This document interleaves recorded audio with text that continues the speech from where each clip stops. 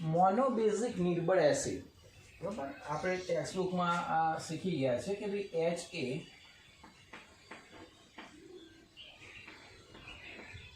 એમાંથી H plus અને A minus. પછી આપણે પેલી સાંદ્રતા પણ શીખીએ તે યાદ હોય તો શરૂઆતની સાંદ્રતા અહીંયા C, અહીંયા 0. ત્યારબાદ આપણે સાંદ્રતામાં ફેરફાર શીખ્યા, પછી સંતુલન એ સાંદ્રતા શીખ્યા. તો સંતુલન જે સાંદ્રતા શીખ્યામાં આપણે એવું શીખ્યા C1 માઇનસ આલ્ફા, અહીંયા C આલ્ફા અને અહીંયા C આલ્ફા. એટલે આપણે આ રીતે શીખ્યા, બરાબર. હવે આના ઉપરથી આપણે સંતુલન અચળાંકનું સૂત્ર પણ મેળવ્યું કે ભાઈ Ka બરાબર ઉપર H plus A minus H. કિંમતો મૂકી દઈએ તો આપણે એ પણ જોયું કે C alpha into C alpha upon C1 minus alpha. C ઉડી જતા હતા એટલે કે એ જે આવતું હતું ને તે આવતું હતું C આલ્ફા સ્ક્વેર અથવા તો alpha square C અપન 1 minus alpha. પરંતુ અહીંયા તમે જુઓ ને તો Ka is equal to alpha square C લખાય. કેમ? તો કે છે 1 માઇનસ આલ્ફા છે ને તો એ 1 ની વેલ્યુ આલ્ફાથી ઘણી મોટી છે.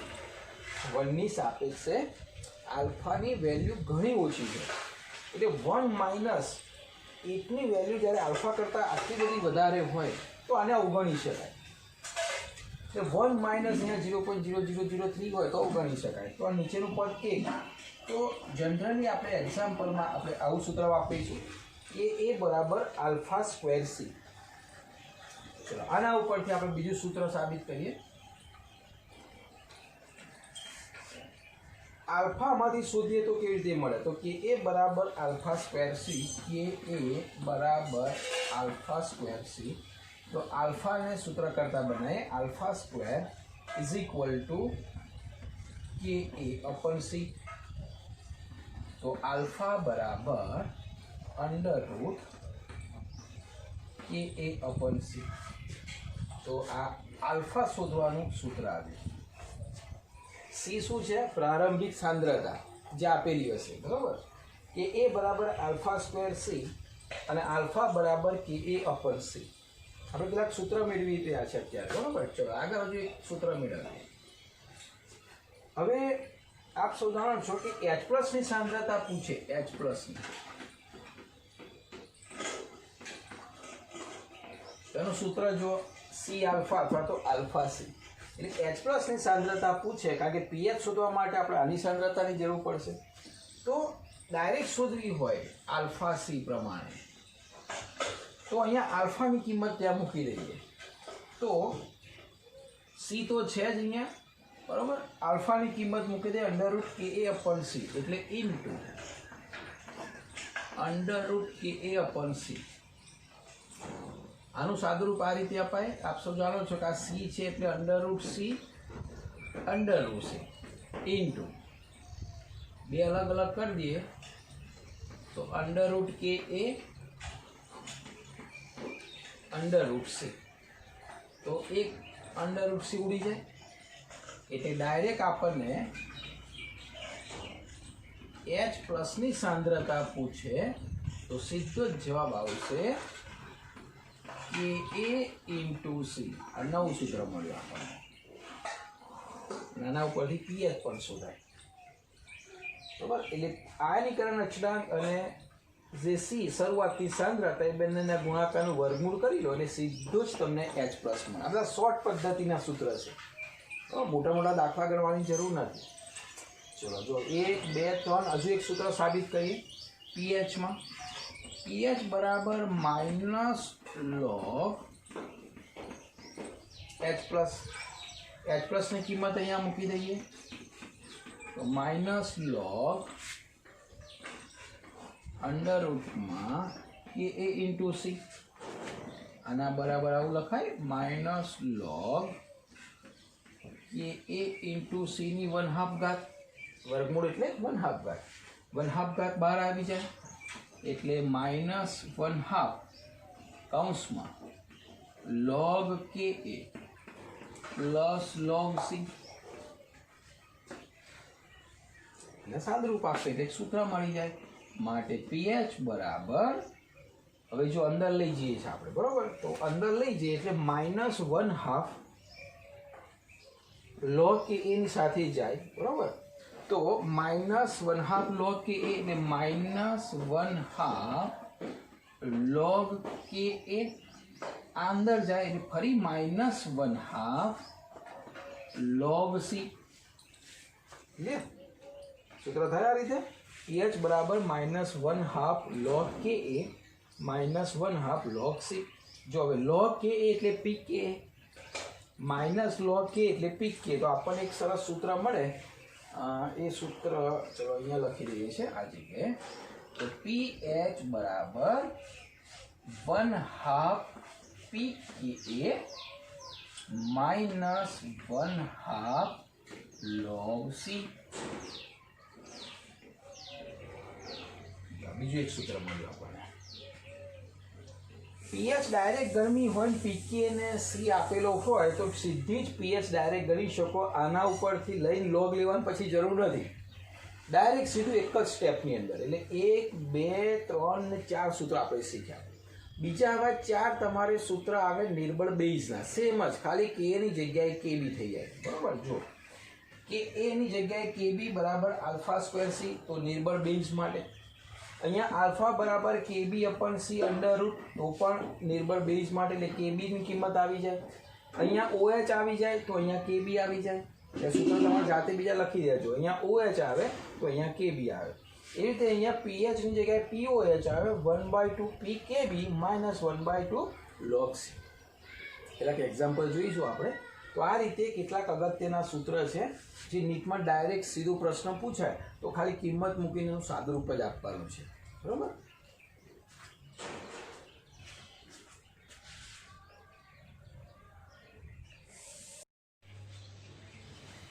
જો એના થોડાક એક્ઝામ્પલ જોઈએ. H+ બરાબર 10⁻³ એટલે કે હાઇડ્રોજન આયનની સાંદ્રતા આપણી છે 10⁻³ તો તમને એવું કહે છે 10⁻² મોલર HCl માટે આલ્ફા કેટલો. તો આપણે ડિટેલમાં આખામાં નથી જવું, ડાયરેક્ટ સીધું જ લખી દઈએ. HCl માંથી H+ છૂટો પડશે. H+ ની સાંદ્રતા સંતુલને આપેલી છે. તો તમે જે સૂત્ર છે આપ સૌ જાણો છો કે ભાઈ H+ ની સાંદ્રતા બરાબર α⁴.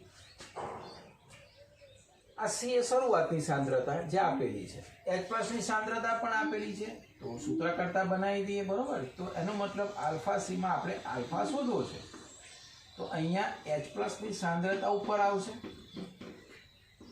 અને છેદમાં આવશે મૂળ સાંદ્રતા.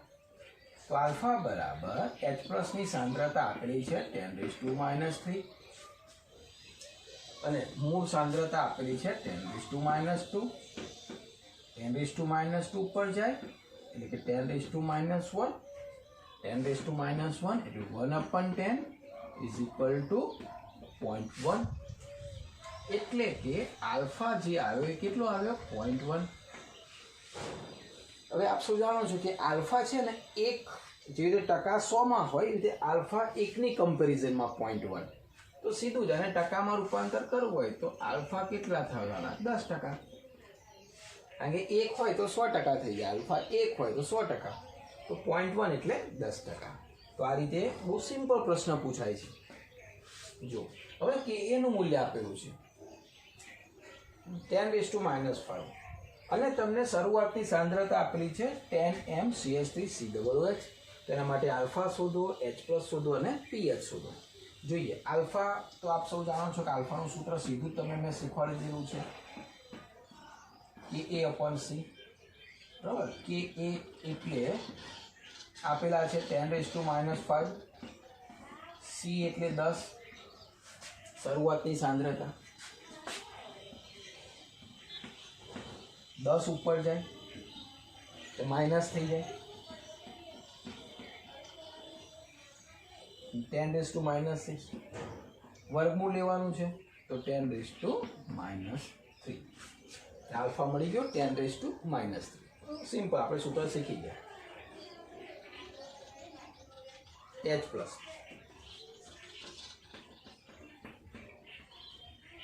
સૂત્ર શીખ્યા આલ્ફા સી આલ્ફા આવી ગયો 10⁻². સી શરૂઆતની સાંદ્રતા 10 એટલે 10ની 1 ઘાત એટલે કે 10ની -2 એટલે H પ્લસની સાંદ્રતા આવી 1 × 10⁻². ચલો પીએચ શોધી નાખીએ. પીએચ બરાબર -log H પ્લસ આ 10⁻². એટલે -log 10⁻². આગળ આવી જાય એટલે +2 અને log 10 1 થઈ જાય. બરાબર. તો આલ્ફા શોધાઈ ગયો, H પ્લસ શોધાઈ ગયો અને પીએચ શોધાઈ ગયો. તો આ રીતના બહુ સિમ્પલ એક્ઝામ્પલ પૂછી શકે.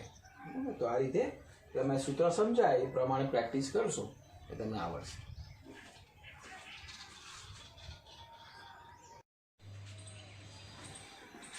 જો કેટલાક બહુ નાના મુદ્દાઓ પણ ખૂબ ઇમ્પોર્ટન્ટ છે એક્ઝામ માટે. બરાબર. તો તમારે એક નોટ પણ સરસ તૈયાર થઈ જાય. આપણે પાણી માટે કેટલીક બાબતની ચર્ચા કરીએ કે પાણી તટસ્થ છે એનું કારણ શું છે. 25 ડિગ્રી સેલ્સિયસ તાપમાને H પ્લસ અને OH બંનેની સાંદ્રતા સરખી હોય છે. એટલે કે બંનેની સાંદ્રતા સરખી છે એટલે કે એસિડ બેઝ બંને તરીકે વર્તે છે અને સાંદ્રતા સરખી છે એટલે બંને રીતે તટસ્થ એટલે 1 × 10⁻⁷ મોલ છે. આપણે બુકમાં એ ચર્ચા કરી ચૂક્યા છે. બીજું, 1 લીટર પાણીમાં H પ્લસ અને OHની સંખ્યા કેટલી? તો આ 1 લીટર પાણીની જ વાત છે, મોલ પ્રતિ લીટર. તો H અને OHની સરખી સંખ્યા છે 1 × 10⁻⁷. એને વડે ગુણવાના. બરાબર. એટલે તમને સંખ્યા મળે. આપણે પહેલા ચેપ્ટરમાં શીખી ગયા. તો આ જે 10⁻⁷ છે ને એને એટલે 6.022 × 10⁻23 વડે ગુણી નાખો એટલે 1 લીટર પાણીમાં H પ્લસ અને OHની સંખ્યા મળે. તમારે અહીંયા આન્સર લખવાનો છે. બરાબર. એટલે તમારે તૈયાર જ થઈ જાય આન્સર. 1 લીટર પાણીમાં H2O મોલ તો આપણે ગણેલા છે. વજન ભાગ્યા આણ્વીય દળ. વજન છે એનું 1000 ગ્રામ ભાગ્યા આણ્વીય દળ 18. 1000 ને 18 વડે ભાગીએ એટલે 55.5 મોલ મળે. એટલે કે 1 લીટર પાણીમાં H2O મોલની સંખ્યા કેટલી? 55.5. 1 લીટર પાણીમાં H2O અણુની સંખ્યા કેટલી? જો આ મોલની ઉતાવળની કરવાની પરીક્ષામાં બહુ ધ્યાન રાખજો. આ મોલની સંખ્યા 55.5. H2O અણુની સંખ્યા તો મોલ ગુણ્યા NAની સંખ્યા તો મોલ 55.5 ગુણ્યા NA. એટલે આ પણ તમારે આંકડો લખી દેવાનો છે. હવે આ બહુ ઇમ્પોર્ટન્ટ છે. H2 અણુની સંખ્યા જેમ H પ્લસ આયનની સંખ્યા બંનેમાં શું ગુણોત્તર છે, બંનેનું પ્રમાણમાં શું તફાવત છે? કોની? H2 અણુની સંખ્યા અને H પ્લસ આયનની સંખ્યા. તો આપણે અહીંયા લખી જો H પ્લસ આયનની સંખ્યા, આ લખી H2 અણુની સંખ્યા. એટલે કે 55.5 NA જેમ 10⁻⁷ NA. ક્લિયર? હવે જો NA વડે તો ગુણવાના જ છે એટલે બંને બાજુમાં સરખા છે એટલે ઉડાડી દઈએ. और 10⁻⁷ ને બંને બાજુ બંને ઉપર 10⁻7 વડે ગુણી નાખ્યો એટલે અહીંયા 1 થઈ જશે. એનો મતલબ એવો હતો કે 55.5 × 10⁻7 જેમ 1. જો આ ગુણોત્તર ધ્યાન રાખજો. એનો મતલબ એવો થયો કે H2 અણુની સંખ્યા 55.5 ગુણ્યા 10⁷ જેટલી હોય ત્યારે સામે H પ્લસ 1 આયન હોય. સમજો આ વસ્તુ. પાણીના 1 લીટરમાં 55.5 ગુણ્યા 10⁷ H2O ની સંખ્યા હોય, સામે 1 H પ્લસ હોય. એટલે કે પાણી અતિ નિર્બળ છે. એટલે એનું વિયોજન બહુ જ ઓછું થાય છે. તમે સાપેક્ષ પ્રમાણ તો જુઓ. આખા અણુ એટલે અવિયોજિત ભાગ વધારે છે, વિયોજિત ભાગ બહુ જ ઓછો રહે છે. KW પાણીનો આયનીય ગુણાકાર, H પ્લસ ને OH ની સાંદ્રતાનો ગુણાકાર 10⁻14. અને આના ઉપરથી pKw પણ ખબર છે ને. તો pKw બરાબર કેટલા થશે? 14 થશે. એટલે આંકડો પણ યાદ રાખીશું. ચલો આ બે નાના પ્રશ્ન છે પણ અગત્યના છે. પાણીનો આયનીયકરણ અંશ એટલે કે આલ્ફા કેટલો અંશ આયનીકરણ થાય છે તો વિયોજિત ભાગ છે અવિયોજિત ભાગ એ આપણે બુકમાં શીખી ગયા વિયોજિત કેટલો 10⁻⁷ અવિયોજિત કેટલો 55.55 કારણ કે આની સાપેક્ષે આ મૂલ્ય બહુ નાનું છે તો ગુણોત્તર આવશે 1.8 × 10⁻⁹ જો આલ્ફાની કિંમત કેટલી બધી ઓછી મળે 1.8 × 10⁻⁹ ઓકે પાણીનો આયનીકરણ અચળાંક આ બાબત બહુ અગત્યની છે પાણીનો આયનીય ગુણાકાર જે છે ને આયનીય ગુણાકાર એ કેડબલ્યુ પણ પાણીનો આયનીકરણ અચળાંકની વેલ્યુ તો સૂત્ર K = H+OH/H2O હવે અહીંયા આયનીકરણ ગુણાકાર નથી KW નથી આ KW તો H2 અહીંયા જાય ત્યારે KW મળે છે આ તો પાણીનો આયનીય ગુણાકાર છે આપણે અહીંયા સૂત્ર મૂકીએ આયનીકરણ અચળાંક છે અહીંયા ભલે લિક્વિડ છે પણ લિક્વિડની સાંદ્રતા તમને ખબર છે 55.5 મોલ એટલે આની સાંદ્રતા અહીંયા લખી આની સાંદ્રતા 10⁻⁷ આની સાંદ્રતા 10⁻⁷ ગુણોત્તર આપશે તો 1.8 × 10⁻⁻16 હા કીનું મૂલ્ય 1.8 × 10⁻⁻16 કેટલું બધું ઓછું થયું તો આપણે શીખ્યા અનુપ્રયોગો કે કેનું મૂલ્ય જ્યારે આટલું બધું ઓછું હોય 10⁻³ કરતાં ઓછું તો બહુ જ નહિવત પ્રમાણમાં એનું આયનીકરણ થાય છે પછી આ બહુ સિમ્પલ છે pH = POH પાણી માટે તો pKw = pH + pH લખાય કારણ કે pH + pOH બે સેમ છે તો pH + pH લખી શકું અથવા તો POH + pOH લખી શકું તો ટ્વાઇસ pH = pKw તો pH અથવા બરાબર pOH બરાબર કેટલા તો આના અડધા એટલે કેટલા થઈ જશે pKw તો આપ સૌ જાણો છો 14/2 એટલે pH અને pOH કેટલી મળે છે પાણીની 7 મળે છે બરાબર તો આ પાણીની થોડીક માહિતી હતી હજુ પણ થોડીક માહિતી છે હું ફરી સમજાવું છું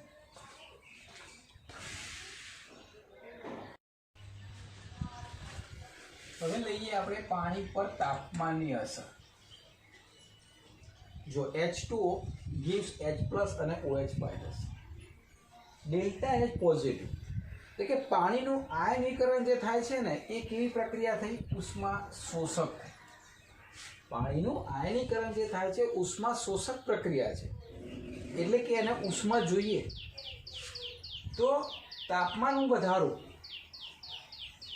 તો ઉષ્મા શોષક પ્રક્રિયા છે એટલે એને ઉષ્માની જરૂર છે આપણે જોયું હતું લસ સેટેલરના નિયમ પ્રમાણે તો તાપમાન વધતા કઈ દિશામાં જશે પુરોગામી દિશામાં જશે કેમ ઉષ્મા શોષક પ્રક્રિયા છે હું તાપમાન વધારીશ એટલે પુરોગામી દિશામાં જશે પુરોગામી દિશામાં જો એટલે H+OH ની સાંદ્રતા શું થશે વધશે હવે H+ અને OH ની સાંદ્રતા વધે એટલે કે KW વધશે KW વધશે એટલે pH ઘટશે pH ઘટે એટલે pOH વધે બરાબર એટલે યાદ રાખજો તાપમાન આ એનો વધારાનો છે તાપમાન વધારું તો આલ્ફા વધે કારણ કે વિયોજન વધે આલ્ફા વધે એટલે કે H વધે અથવા તો OH વધે આ બંને વધે તો KW પણ વધે કારણ કે KW એ શું છે આ બંનેનો ગુણાકાર છે સાંદ્રતાનો અને pKW ઘટે બરાબર જો અહીંયા ઉદાહરણ આપેલું છે કે પાણી 25 ડિગ્રી તાપમાને હોય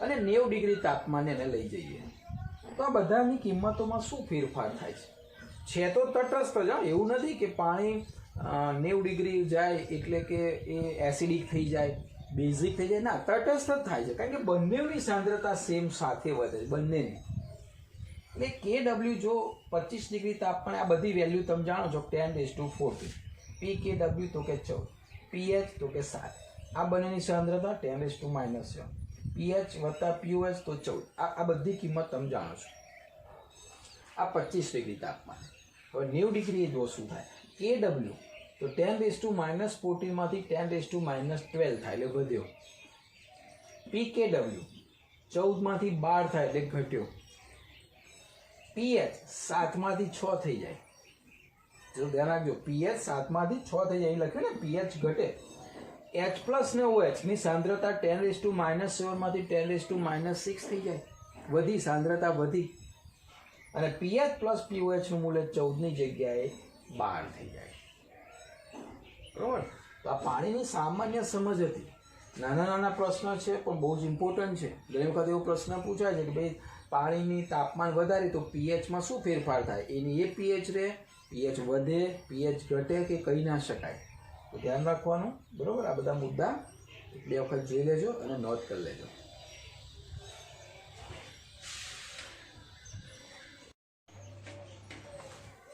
જો આપણે ક્ષારના જળ વિભાજન શીખ્યા હતા ટેક્સ્ટ બુકમાં. હવે થોડુંક ડિટેલ વધારે શીખીએ. અહીંયા મેં કેટલાક ક્ષાર લીધેલા છે. ક્ષાર વિવિધ પ્રકારના મેં લીધેલા છે. પહેલાં આપણે ક્ષારનું જે છે પ્રબળ નિર્બળની અંદર આપણે વર્ગીકૃત કરીએ. NaOH અને HCl. તો આ જે છે પ્રબળ બેઝ છે. જો આ છે પ્રબળ બેઝ, આ કેવા છે? પ્રબળ એસિડ. આ કેવો છે? પ્રબળ એસિડ. આ કેવો છે? નિર્બળ બેઝ. આ નિર્બળ એસિડ. આ પ્રબળ બેઝ. અહીંયા તમે જુઓ ને તો આ પણ નિર્બળ, આ બધા જ નિર્બળ. એટલે આ નિર્બળ એસિડ, આ નિર્બળ બેઝ. આ પણ નિર્બળ એસિડ, નિર્બળ બેઝ, નિર્બળ એસિડ, નિર્બળ બેઝ. આટલી રીતે ક્ષાર બને. હવે પ્રબળ એસિડ બધામાં તમને ખબર છે કે જ્યારે ક્ષાર બનાવશો ને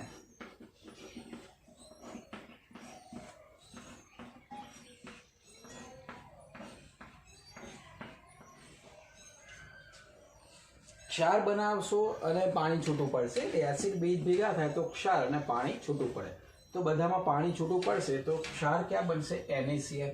એટલે અહીંયા જે ક્ષાર બનશે એ NaCl પ્લસ પાણી છૂટું પડશે. અહીંયા ક્ષાર બનશે NH4Cl, NH4Cl પ્લસ પાણી છૂટું પડશે. અહીંયા આ HOH જતા રહે એટલે CH3COONA, CH3COONA પ્લસ H2. અહીંયા CH3COONH4, અહીંયા CH3COONH4 પ્લસ H2. અહીંયા HCOONH4, HCOONH4 પ્લસ H2. અહીંયા C6H5COONH4, C6H5COONH4 પ્લસ H2. તો બધાની અંદર બેઝ હશે, એમાંથી OH અને એસિડમાંથી H, H અને OH, બરાબર? H અને OH, OH અને H, H અને OH, OH અને H. એ પાણી છૂટું પડશે. બાકી ક્ષાર એટલે આ જનરલી પ્રક્રિયા આપણી એવી છે કે ભાઈ એસિડ પ્લસ બેઝ તો ક્ષાર પ્લસ પાણી, તટસ્થીકરણની પ્રક્રિયા છે. તો અહીંયા ક્ષાર આવે, અહીંયા NaCl, NH4Cl, CH3COONA, બરાબર? આ બધા ક્ષાર છે. હવે આ ક્ષારનો સ્વભાવ કેવો હોય? એ એસિડિક હોય, બેઝિક હોય કે તટસ્થ હોય? એ આપણે પોઈન્ટ શીખી રહ્યા છે. અહીંયા કેમ છે એ મેં ટેક્સ્ટ બુકમાં એનું કારણ સમજાવ્યું છે. હવે જ્યારે બંને પ્રબળ હોય, જો અહીંયા તમે તીર જુઓ, મેં બધી બાજુ 2 તીર મારેલા છે, અહીં બધે સંતુલન સ્થપાય છે, પણ અહીંયા સંતુલન સ્થપાયેલું નથી. એટલે બંને પ્રબળ હોય એસિડ અને બેઝ, ત્યારે પ્રક્રિયા સંતુલનમાં સ્થપાતી નથી. એટલે ખાલી આ ક્ષાર પાણી સાથે જળયુક્ત બને પણ જળ વિભાજન કરતો નથી. આપણે એવું શીખ્યા હતા ને કે આ ક્ષાર માત્ર જળયુક્ત થાય છે, જળયુક્ત થાય છે પણ જળ વિભાજન થતું નથી. જ્યારે બાકીના બધા જ જળ વિભાજન કરે છે. જળ વિભાજન એટલે ફરી પાણી સાથે પ્રક્રિયા કરીને એનું આયનીકરણ કરે છે. તો પ્રબળ એસિડ ને પ્રબળ બેઝમાંથી જ્યારે બને ત્યારે આ જે છે એ તટસ્થ છે, એટલે કે pH એની કેટલી રહે છે? 7 રહે છે. pHમાં કોઈ ફેરફાર થતો નથી. તો આ ક્ષાર શું છે? તટસ્થ છે, કારણ કે NaCl બનેલો છે NaOH અને HCl માંથી. તમને રિટર્ન પણ બનાવતા આવડવું જોઈએ, હું પછી શીખવાડું છું. હવે NH4Cl એક ક્ષાર એસિડિક હોય કે બેઝ હોય? તો અહીંયા જે પ્રબળ છે ને એવું યાદ રાખવાનું, આ બંનેમાંથી પ્રબળ કોણ? એસિડિક. તો આ ક્ષાર એસિડિક હશે. અને એસિડિક હોય તો એની pH જે છે 7 કરતાં ઓછી હોય. તો pH એની 7 કરતાં ઓછી આવશે. ચલો અહીંયા આ જે ક્ષાર બનેલો છે નિર્બળ એસિડ ને પ્રબળ બેઝમાંથી બનેલો છે. તો જે પ્રબળ છે ને એ અહીંયા આવશે, એટલે કે આ ક્ષાર બેઝિક હશે જેની pH 7 કરતાં વધારે હશે. ચલો આ તો બહુ સિમ્પલ છે. બંને પ્રબળ તો તટસ્થ, બંનેમાંથી એક નિર્બળ ને એક પ્રબળ, તો જે પ્રબળ છે એ પ્રમાણે એનો ક્ષાર છે. પણ જ્યારે બંને નિર્બળ હોય તો અહીંયા Ka ને Kb ના મૂલ્ય ઉપર જવું પડશે. જોજો અહીંયા નિર્બળ એસિડ અને નિર્બળ બેઝમાં આનું Ka મૂલ્ય આવશે, આનું Kb નું મૂલ્ય આવશે. એ બંનેનું મૂલ્ય લગભગ સરખું છે, ધ્યાન રાખજો. Ka અને Kb નું મૂલ્ય જ્યારે સરખું હોય ત્યારે બંને નિર્બળ એસિડ નિર્બળ બેઝનો ક્ષાર હંમેશા તટસ્થ આવે, એટલે કે pH જે છે ને એ 7 આવે. હવે બંને નિર્બળ છે, પરંતુ આનો Ka નું મૂલ્ય જો Kb કરતાં વધારે હોય, પરીક્ષામાં આપે નિર્બળ એસિડ બેઝ હશે તો Ka Kb ના મૂલ્ય તમારે યાદ રાખવાની જરૂર નથી, આપેલા હશે.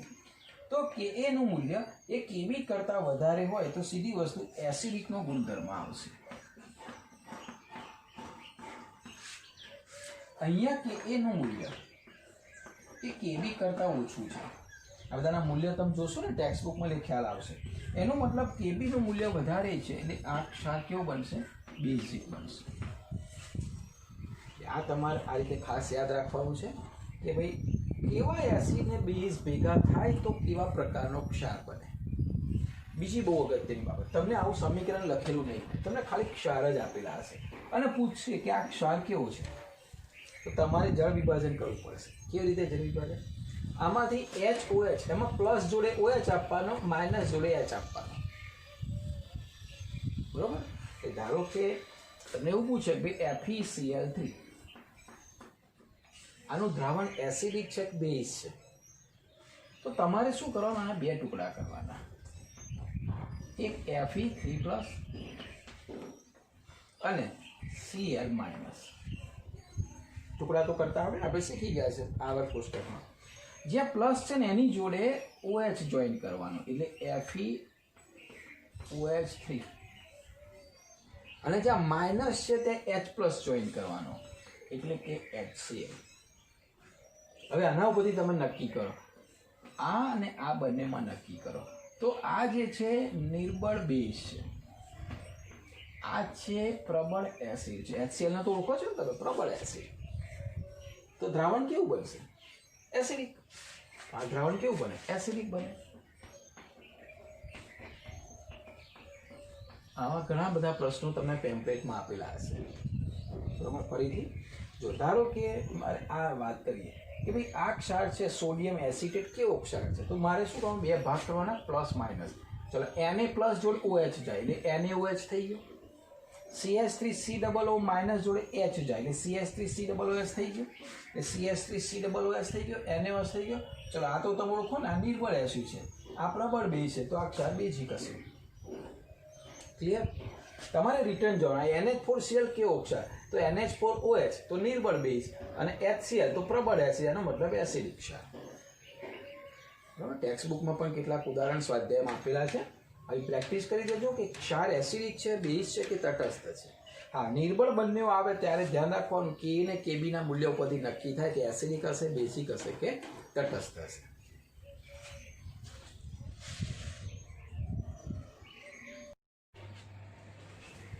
જો આપણે જળ વિભાજન, ક્ષારનું જળ વિભાજન, એને ઇંગ્લિશમાં હાઇડ્રોલિસિસ કહેવામાં આવે છે. હાઇડ્રોલિસિસ એટલે જળ વિભાજન, પાણીના અણુનું વિભાજન કરે, H+ અને OH.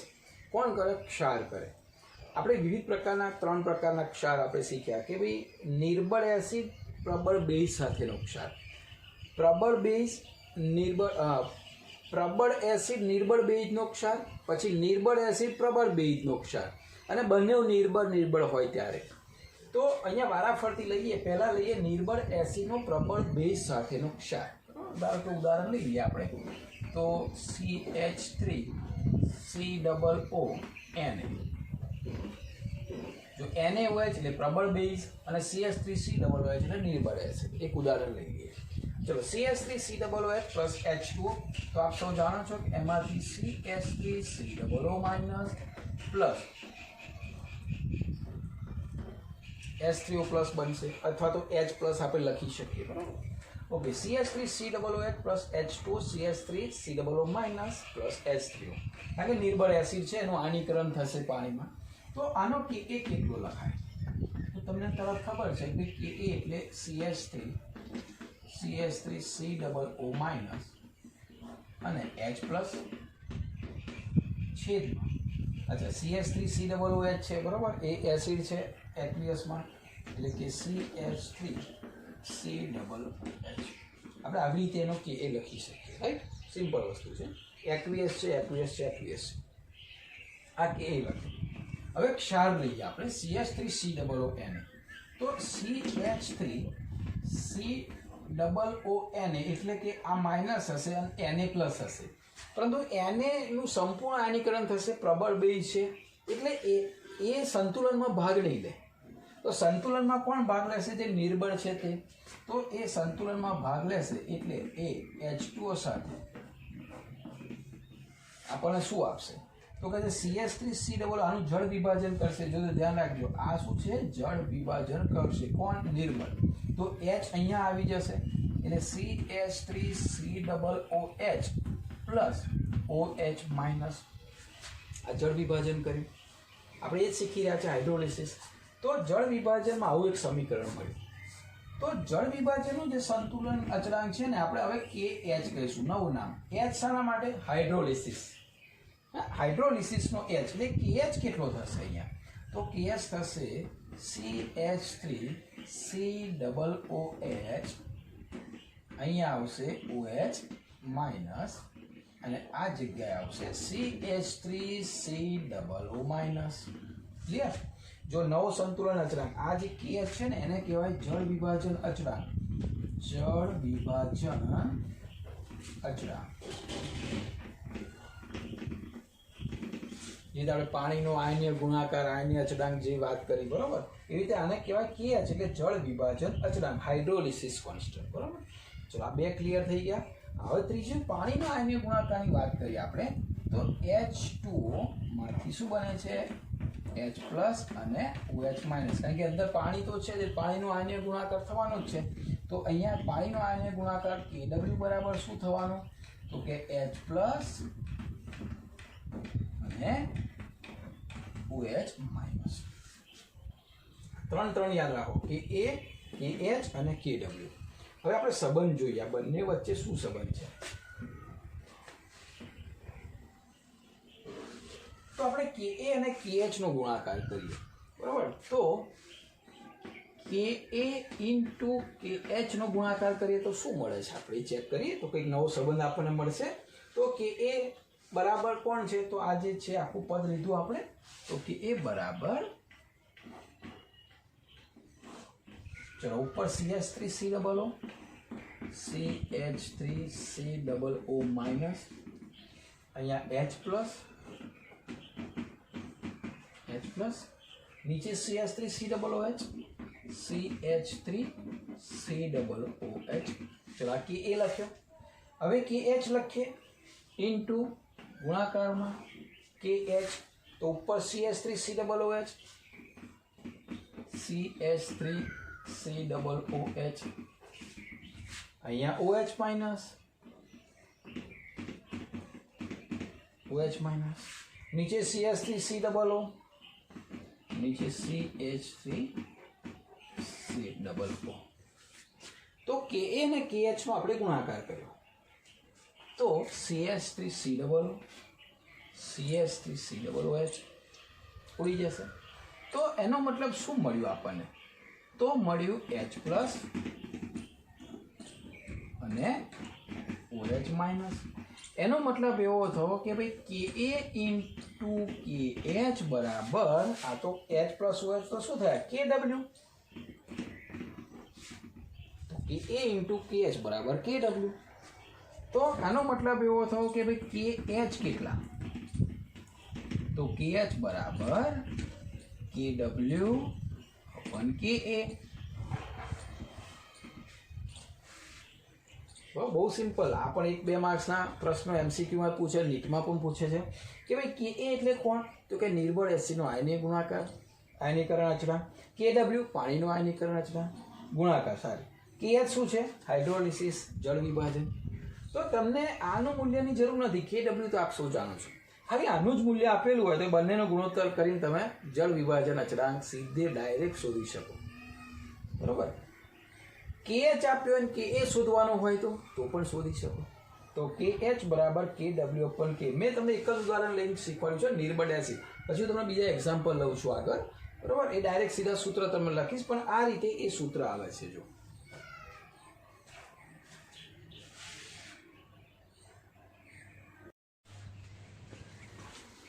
જો એ જ નિર્બળ એસિડના પ્રબળ બેઝ ક્ષાર સાથેનો જે ક્ષાર છે એ જળ વિભાજન અંશ એનો આપણે શીખીએ, બે સૂત્ર આપણે સાબિત કરવાના છે, બરાબર। તો જળ વિભાજન અંશ એને આપણે એચ કહીશું, જેવી રીતે આપણે આયનીકરણ અંશને આપણે આલ્ફા કહેતા હતા, એને જળ વિભાજન થાય છે। તો CH3COO માઇનસ પ્લસ H2, અહીંયા Na છે, બરાબર, પણ Na નું સંપૂર્ણ વિભાજન થાય છે એટલે આપણે નથી લખતા, એટલે CH3COOH2, અહીંયા H આપશે એટલે CH3COOH પ્લસ OH માઇનસ। તો શરૂઆતની સાંદ્રતા આની C ડેશ આની 0 0। હવે આયનીકરણ જે અંશ છે જળ વિભાજન અંશ એને આપણે H કહીશું, બરાબર। તો અહીંયા આપણે H લખી શકીએ, પેલામાં આલ્ફા લખતા હતા એ રીતે। तो अहींया जे छे ए CH आवशे, अहींया पण CH, अहींया पण CH, पण अहींया प्लस आवशे, अहींया माइनस आवशे। त्यार पछी आपणे डायरेक्ट लखीए तो C कॉमन निकळता था 1 माइनस H, अहींया CH अने अहींया CH। आल्फानी जग्याए खाली H छे कारण के जળ विभाजन अंशनी आपणे गणतरी करीए छीए। तो अहींया हाइड्रोलिसिस आवशे H એટલે, બરાબર। જળ વિભાજન અંશ જળ વિભાજન શીખી રહ્યા છે માટે સંતુલન અચળાંક આપણો KH આવશે। સૂત્ર શીખી ગયા છો, CH3COOH, આ જગ્યાએ આવશે OH માઇનસ, અહીંયા આવશે CH3COO માઇનસ, બરાબર। તો બધી કિંમતો મૂકી દઈએ, સેમ એ જ વસ્તુ છે, CH into CH, C common 1 minus H, C उड़ी जैसे એટલે કે CH2 अपन 1 माइनस H, એ KH बराबर આવે એટલે કે KH बराबर, હવે CH2 લખી શકાય કારણ કે 1 છે એના કરતા તમે મેં કહું ને કે 1 છે એ हाइड्रोलिसिस बहुत ओछું થાય છે જળ વિભાજન, બરાબર। એટલે કે 1 ની સાપેક્ષે H નું મૂલ્ય ઘણું ઓછું છે એટલે એના બરાબર 1 લખી દઈએ તો CH2 બરાબર KH થઈ જશે। તો H2 બરાબર શું થાય, તો H2 બરાબર KH अपन C થશે। તો H બરાબર શું થાય, તો अंडर रूट KH अपन C થશે। અને KH ની વેલ્યુ આપણે હમણાં આના પહેલા જ શીખ્યા, યાદ હશે તો KW अपन KA। તો અહીંયા હું આવું લખી શકું માટે H બરાબર KW, બરાબર, KH બરાબર અને KA ઇન્ટુ C। જો આવી રીતે લખાય કે નહીં, એટલે H બરાબર KW अपन KA ઇન્ટુ C। કેમ ભાઈ, તો કે KH તો હમણાં જ શીખ્યા ને આપણે, KW अपन KA, હવા યાદ રાખશો તો ચાલશે, હવા, ભૂલી જાવ તો હવા, KH બરાબર K अपन KW अपन KA, એટલે આ H ની કિંમત આપણે અહીંયા મૂકી KH ની, તો આ યાદ રાખીશું આપણે કે H બરાબર કેટલો આવ્યો, KW अपन KA ઇન્ટુ C, જ્યાં H શું છે જળ વિભાજન અંશ છે, આલ્ફા હતો એવી રીતે, KW પાણીનો આયનીય ગુણાકાર છે, KA નિર્બળ એસિડનો આયનીકરણ અચળાંક છે અને C છે શરૂઆતની સાંદ્રતા છે, બરાબર। તો આના ઉપર આપણે બહુ જ અગત્યનું કંઈક સૂત્ર સાબિત કરીએ।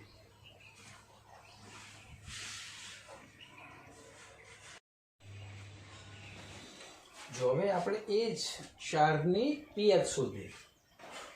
પીએચ માટે આપણે હમણાં શીખ્યા કે ભાઈ એમાં OH જે માઇનસ હતો ને એ બરાબર શું હતા? CH. હવે આ OH બરાબર જે CH છે એટલે કે OH માઇનસ જે છે એમાં C ઇન્ટુ H ની કિંમત મૂકી દઈએ. H ની કિંમત હમણાં જ શીખ્યા KW upon KA into C. C ને અંદર લઈ લે. C વર્ગમૂળ C છે એટલે એક વર્ગમૂળ C નીકળી જાય. C અંદર વર્ગમૂળ સાથે જશે એટલે કે આવું થશે. જો OH બરાબર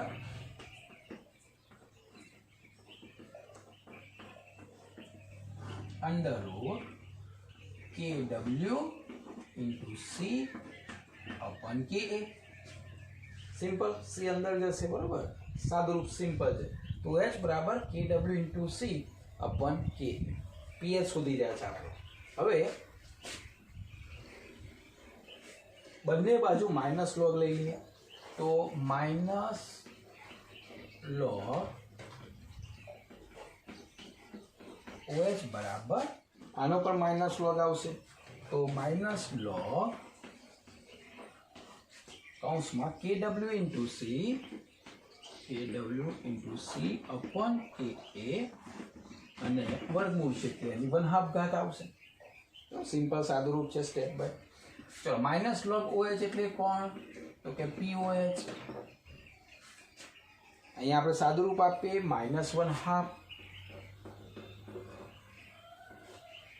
बराबर बहार આવી જશે. અંદર સાદું રૂપ આપીએ તો આપણે આવું થશે log KW plus log C અને છેદમાં છે એટલે માઇનસ log KA. સિમ્પલ સાદું રૂપ આપ્યું આપણે. ચલો ત્યાર પછી હવે આ -1/2 અંદર લઈ જઈએ તો POH બરાબર -1/2 log KW પછી આવે છે -1/2 log C અને minus minus plus 1/2 log KA. બરાબર. બહુ સિમ્પલ આપણે સાદું રૂપ આપ્યું છે માઇનસ બધા. બરાબર. હવે જો ધ્યાન રાખો આનો મતલબ એવો થાય કે -1/2 એટલે કે અહીંયા આગળ માઇનસની જગ્યાએ પ્લસ માઇનસ log KW એટલે કોણ? PKW. એટલે 1/2 PKW થશે. આ તો એનું એ જ રહેશે -1/2 log C plus 1/2 log KA. આપણે અત્યારે તેનું ત્યાં રાખીએ આપણે. બરાબર. ચલો હવે જો PKW ની કિંમત તમને ખબર છે બધાને 14 ભાગ્યા 2 એટલે 7 એટલે કે 7. બરાબર. ચલો હવે થોડુંક ચેન્જ કરીએ. 7 અહીંયા આવ્યા પછી માઇનસ આ જે છે 1/2 log KA એની જગ્યાએ -1/2 PKA લખાય મારાથી કારણ કે પ્લસ છે એટલે હવે માઇનસ હોત તો સીધે સીધું લખી દો. અને આ જે છે -1/2 log C. મેં થોડોક ફેરફાર કરેલો છે ચેક કરો ફરીથી. PKW ની કિંમત 14 ભાગ્યા 2 એટલે 7. આ 1/2 log KA એટલે આગળ માઇનસ મૂકી દો એટલે કે PK થઈ જશે અને આ -1/2 log C. તો PH પ્લસ POH બરાબર કેટલા ભાઈ? તો કહે છે 14. બહુ સિમ્પલ સૂત્ર છે. તો હું PH ને સૂત્ર કરતા બનાવી દઉં. PH ને તો શું થશે? તો કહે છે 14 માઇનસ POH એવું થાય. તો 14 જે છે એમાંથી હું માઇનસ POH. તો આ POH ની કિંમત છે. જો આ કોની કિંમત છે? POH ને આખું પદ બાદ કરી દો તો 7 -1/2 PKA -1/2 log C. चलो कौंस छोड़ी दઈએ. 14 - 7 એટલે 7. આ બાદ બાકી સીધું કૌંસ છોડવાનું એટલે બધે માઇનસના પ્લસ થઈ જશે એટલે +1/2 PKA. બરાબર. અને +1/2 log c તો આ કોની કિંમત આવી pH ની